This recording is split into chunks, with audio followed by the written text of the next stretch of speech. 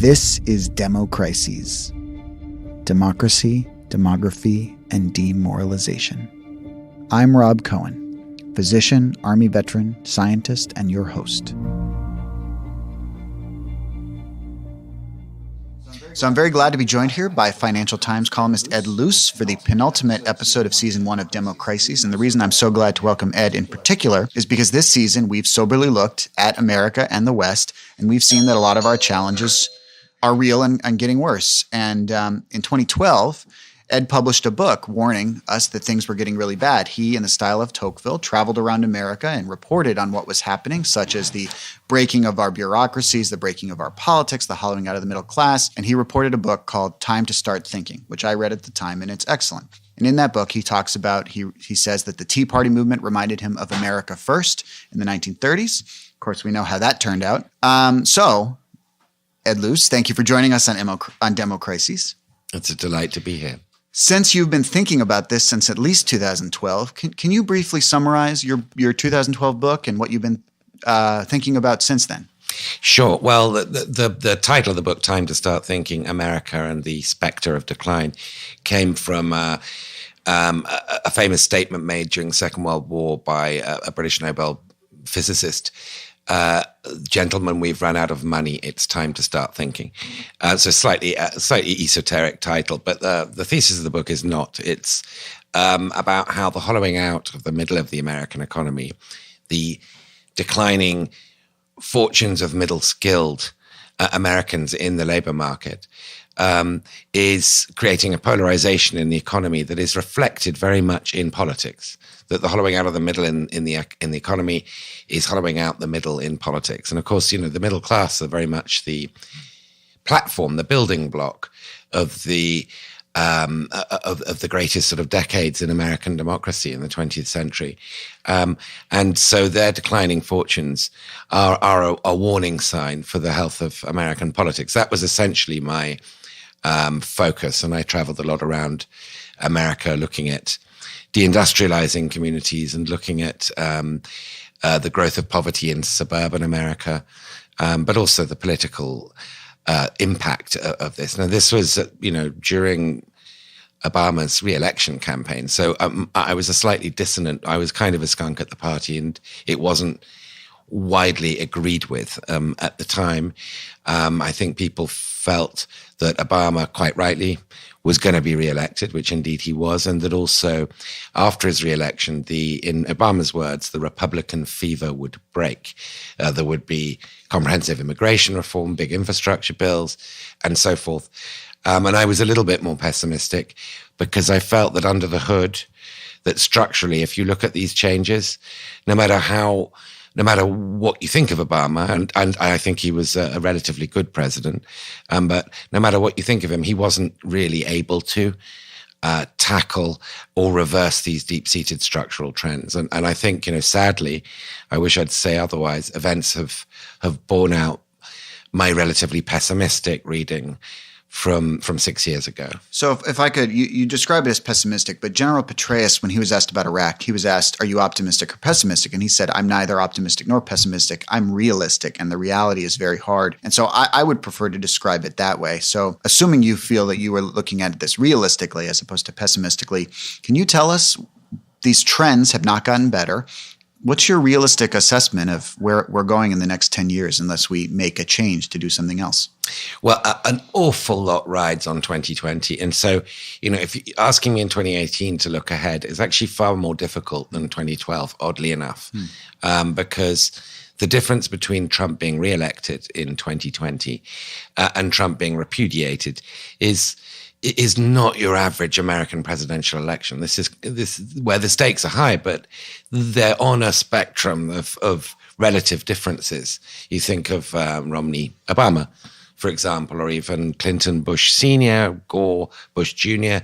Nothing like the differences in outcomes that you will see between a Trump defeat and a Trump re-election in 2020. Now, if Trump is re-elected, and history tells us an incumbent first-term president has a roughly 60% chance of being re-elected. If Trump is re-elected, then I think that the trends that I was concerned and many others were concerned about before 2016, which he has subsequently deepened. The trends that were flashing red for many years before he became the Republican nominee will become sort of permanent features, that America will have changed course. I think 2020 would be 3 times more impactful than 2016 if Trump wins. So let's talk about that a little more. I don't want to talk about Trump so much from an American lens, but Trump reminds a lot of people of Latin American populists. The comparisons between him and Hugo Chavez have been written about extensively. And you have mentioned that you worry, based on what you saw in your economic reporting, that we're seeing the Latin-Americanization of the American economic system. Can you tell us what you meant by that, what you saw? Yes. So Latin America, for decades, well, more than decades, a century or so, longer, in fact, has been swinging from sort of Bolivarian populism and then very orthodox crackdowns by the elites from one to the other in a very sort of unstable, giddying shift. There's never been a stable Latin American politics until arguably recently. And that sort of yo-yoing in recent decades has really been driven by the continent's extreme inequality. It's by far the most unequal part of the world in terms of its Gini coefficient. And so what you have there is the invention, really, but also the sort of, I think, the perfection of another rather ugly phrase to add to Latin-Americanization, which is Pluto-populism, which is the elites managing to take on the sort of the habits and manners of the poor people. You think of Perón in Argentina, managing somehow to appear to be one of the people whilst pursuing measures that drastically increase the inequality that fueled that populism in the first place. Now, the United States is not as unequal as most Latin American economies, but it's much closer to the Latin American model than the rest of the West, to the Latin American levels of inequality. And I believe it's therefore no accident, because American inequality has been getting worse, more pronounced, that you've seen a much more Latin American feel to American politics. I think Trump is... People perhaps misleadingly compare him to Hitler or Mussolini. I would compare him to somebody like Perón. And indeed, Bolsonaro, the recently elected president of Brazil, who is a classic Pluto populist, he calls himself the Trump of the tropics.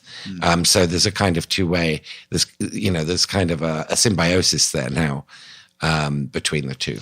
So I would like to discuss something else you've written about, which is related to what you just said. So in one of your books, you mentioned about how the Greenspan Commission to help solve Social Security in 1981 was an example of sort of Democrats and Republicans working together to solve our great challenges. And that, of course, was not only the people on the commission, but it was also the Republican president, the Democratic Speaker of the House, the Republican Majority Leader Bob Dole, and Daniel Patrick Moynihan, who was a Democrat. So there was a lot of cross-party working. Whereas in 2010, we had the Simpson-Bowles Commission to again address some of our major problems. And unlike the Greenspan Commission, this one was actually more functional. They produced a lot of good ideas for how to solve our mounting challenges. But you've mentioned that the middle class has been hollowed out, which is hollowed out the middle of our politics. So the bipartisan commission was dead on arrival with both parties in Congress. And so what I would like to ask you is, based on what you discussed about the Latin-Americanization of American politics and how bad things seem to be getting in politics as well as economically,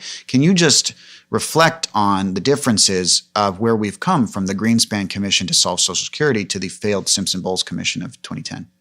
So that's a good question. It's hard to answer in a sort of simple form.